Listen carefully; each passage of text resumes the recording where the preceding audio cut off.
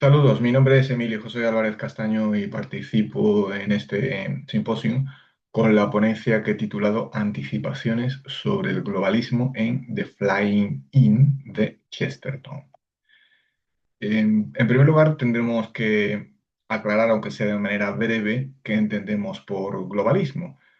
En líneas generales, podemos decir que se trata de una ideología o de un proyecto político que trata de organizar mundialmente distintos aspectos dentro de una idea supranacional.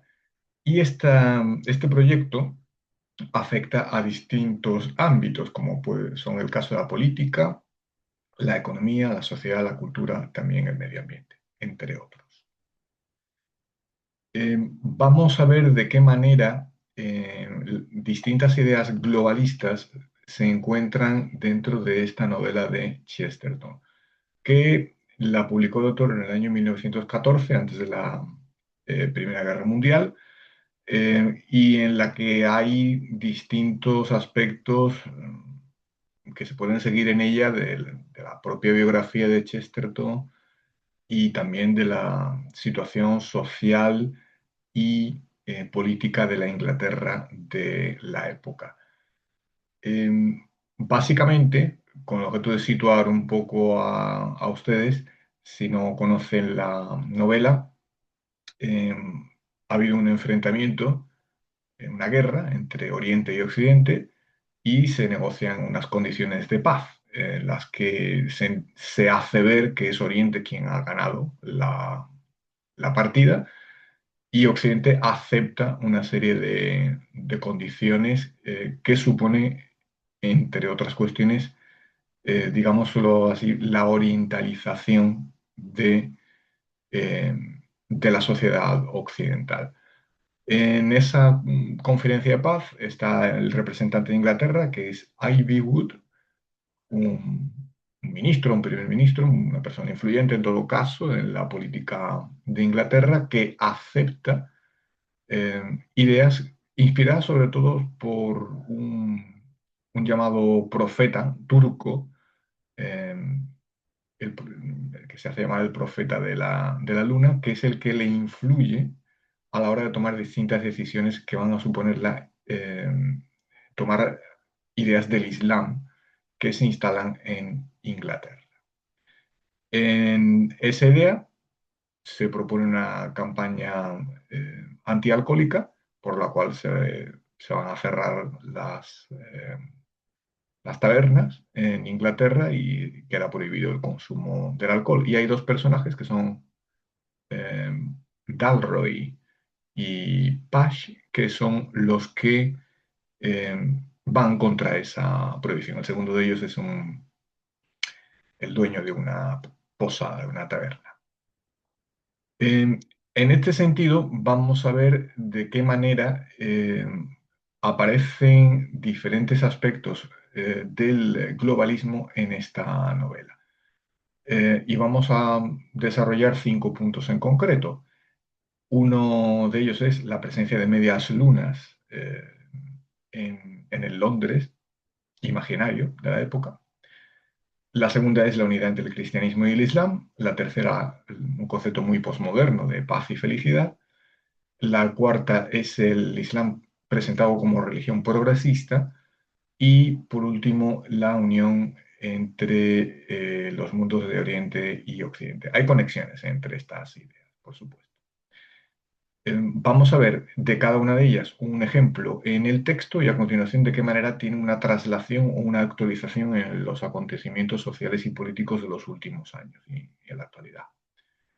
Comenzamos con la presencia de medias lunas en el Londres de la época. Mrs. Amont, que es este profeta de la media luna, o el profeta de la luna, hay un momento en el que enumera la presencia de medias lunas en Londres y eh, hace ver eh, todas estas. Además, hay un momento en el que los personajes protagonistas mencionan también una propuesta para poner una media luna en la Catedral de San Pablo.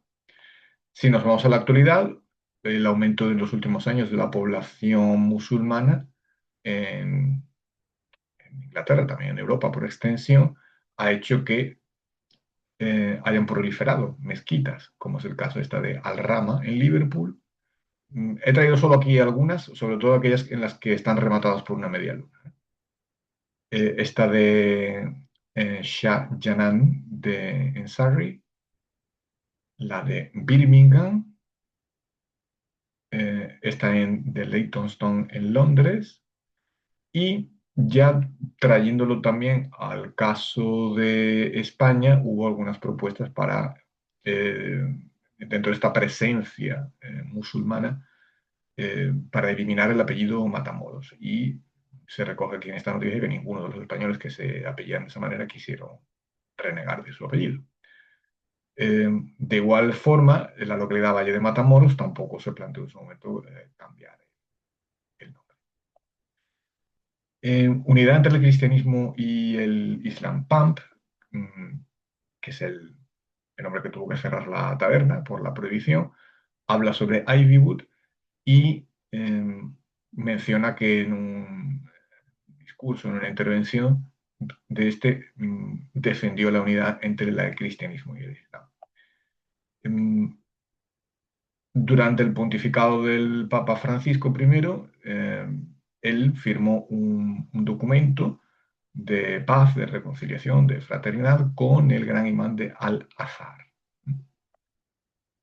Eh, Conectando con este hilo, hubo en España en concreto algunas eh, asociaciones musulmanas que pidieron poder rezar en la mezquita de Córdoba como antiguo edificio religioso musulmán.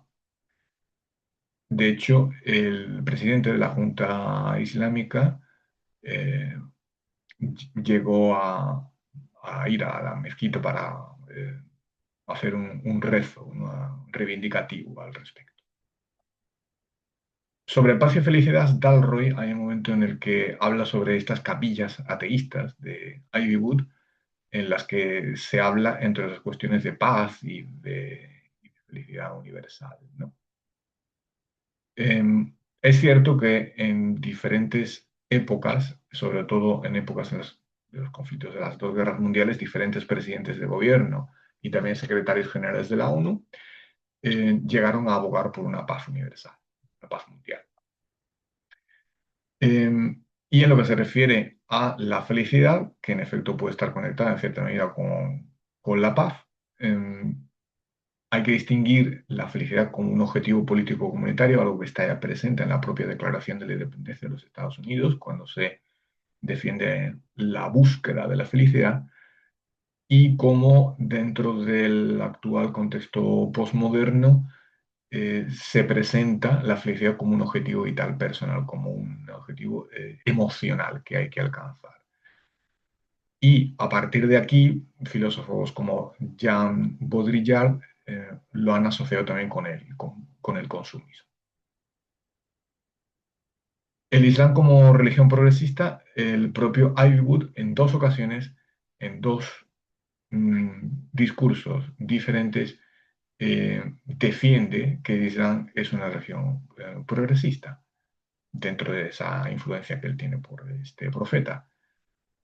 En los últimos años hemos visto cómo distintos autores del ámbito eh, musulmán han defendido que el Islam es compatible con conceptos como la democracia, derechos humanos y libertad de expresión. Es el caso de Tariq Ramadan en su obra Islam, the West and the Challenges of Modernity.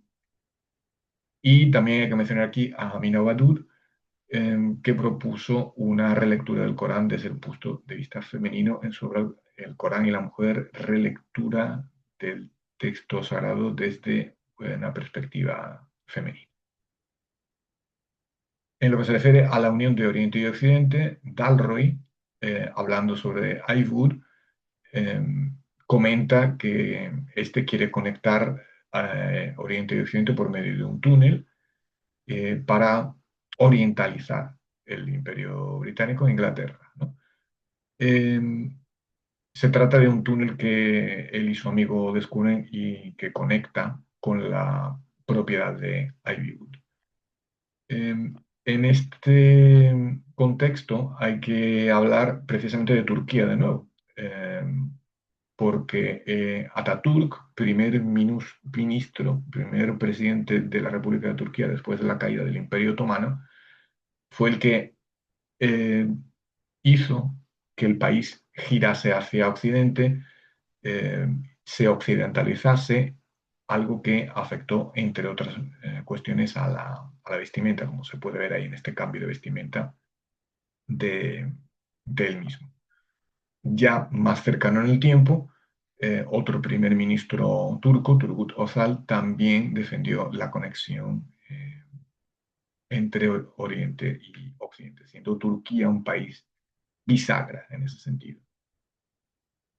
No hay que olvidar también que precisamente Rodríguez Zapatero, en su época como presidente del gobierno de España, abogó, fue el quien propuso el concepto de alianza de civilizaciones y recibió el apoyo de Erdogan, precisamente también primer ministro turco.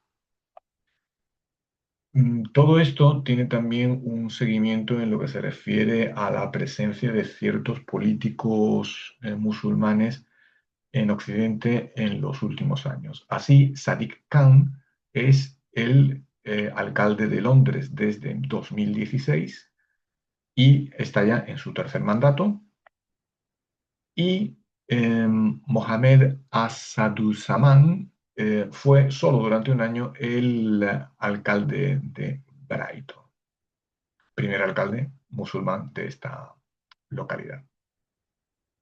Y ya más recientemente tenemos que hablar, por supuesto, del nuevo alcalde de la ciudad de Nueva York, declarado como socialista, musulmán, Zoran Mamdani, que además se le ha acusado o se le ha acusado, o se le ha comentado, se ha dicho que ha recibido la financiación por parte de George Soros dentro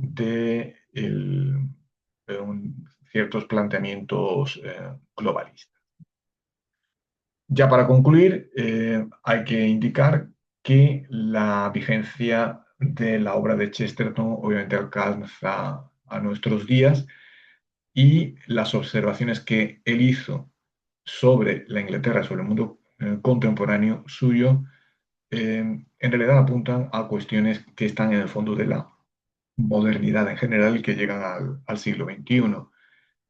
Más que ser un profeta de cuestiones actuales, lo que hizo fue anticiparlas por medio de esa visión que él tuvo del ser humano, de la sociedad. No son tanto predicciones, sino que él entendió cómo funcionó la modernidad en el siglo XXI y cómo este tipo de planteamientos han llegado hasta el día de hoy. En el texto de la ponencia doy más ejemplos y doy más información también al respecto. En todo caso, si ustedes tienen algún tipo de cuestión, siéntanse libres de preguntarla y establecemos aquí un diálogo. Gracias por su atención. Un saludo.